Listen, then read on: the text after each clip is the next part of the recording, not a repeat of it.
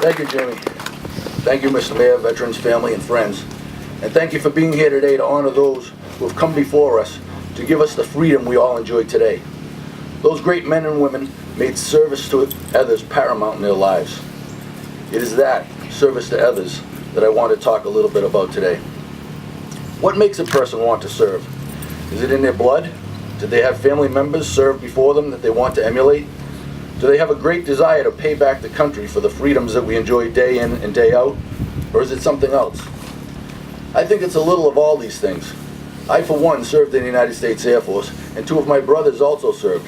One in the Air Force as I did, and my youngest brother served as a Marine and was deployed to the Middle East during the First Gulf War. My father was drafted into the U.S. Army and served in Korea. Did we want to be like him and serve? A little maybe, but I think it's something in the way that we were raised by our firefighter father and a mother who also served, others working in a local hospital. They raised us with certain values and beliefs that we could and should be part of something bigger. We grew up knowing the sacrifice a person makes to have a job where you help make things better for others and to be part of something bigger. They missed birthday parties, worked on holidays, when others were home spending time with their family and friends. My parents were givers and would take a young man into our home because he was less fortunate than our own family, who already had 4 young, hungry boys growing up. We would have this young man in our home, eat dinner with us, go to school with us, and be taught the same principles that our parents were teaching us in order to be part of something bigger.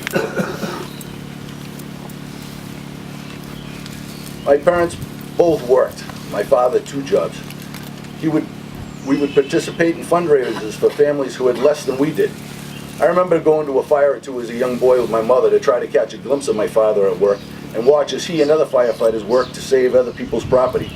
Worked so hard that occasionally he'd come home exhausted, battered and bruised, coughing up soot for a day or two, and when asked what happened, he'd say, "We made a great stop. We saved a lot of stuff for those folks."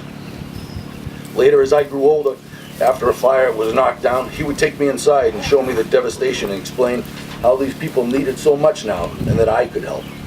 I could be a part of the Red Cross fire responders, and when there was a fire and people needed help, I could assist with vouchers and housing for a few days until they could get back on their feet.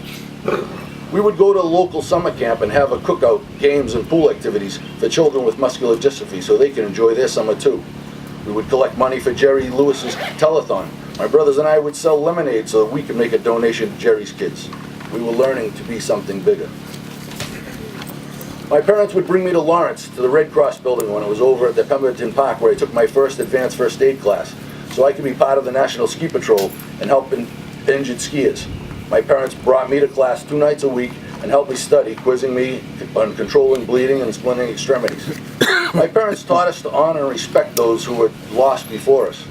I remember going to Memorial Day parades dressed as a soldier and waving at the men and women in uniform, wanting to be one someday.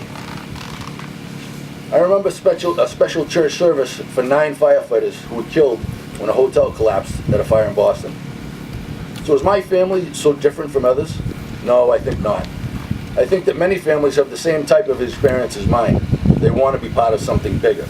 And they get that way because their family members did something, or said something, or taught them that they too can be part of something bigger. Just think of the people we have all heard of. Families that have done just that. Father and son presidents, the Bushes, and another son a governor. President John Adams and son President John Quincy Adams.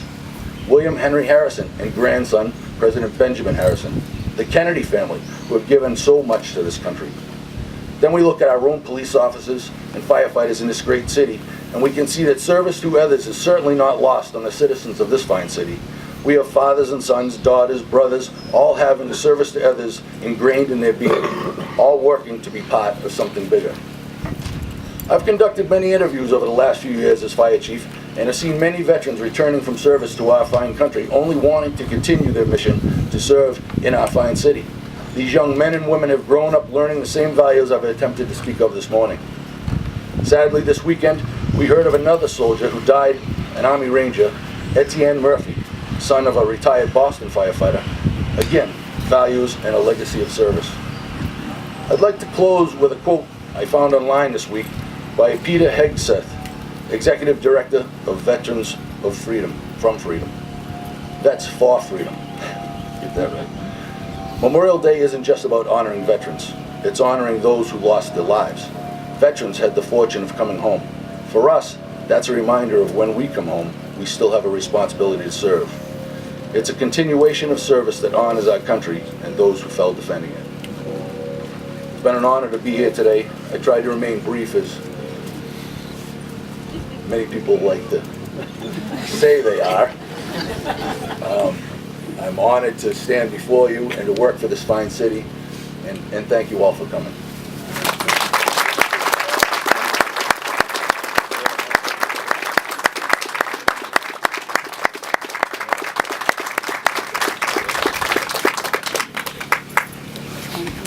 Ladies and gentlemen, if you would please rise for the placing of the ceremonial wreath. Yes. Mayor Rivera and Chief Moriarty will now place ceremonial wreath in our veterans lot. The wreath this morning was donated by John Breen Funeral Home. I want to thank them.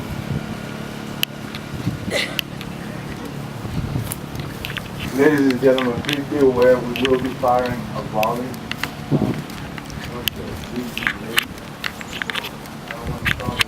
There will be another volley.